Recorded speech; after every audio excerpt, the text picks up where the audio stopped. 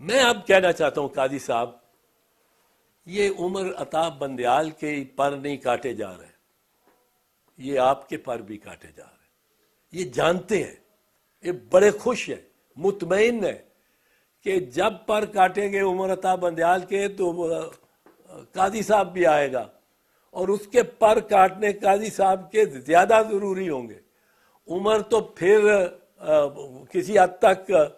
restraint کا آدمی ہے، آپ تو فل جورسڈکشن کو استعمال کرنے کہ اور جورسڈکشن کو ایکسپینڈ کرنے والے جج ہیں، جو کہ جج میں خوبی سمجھی جاتی ہے،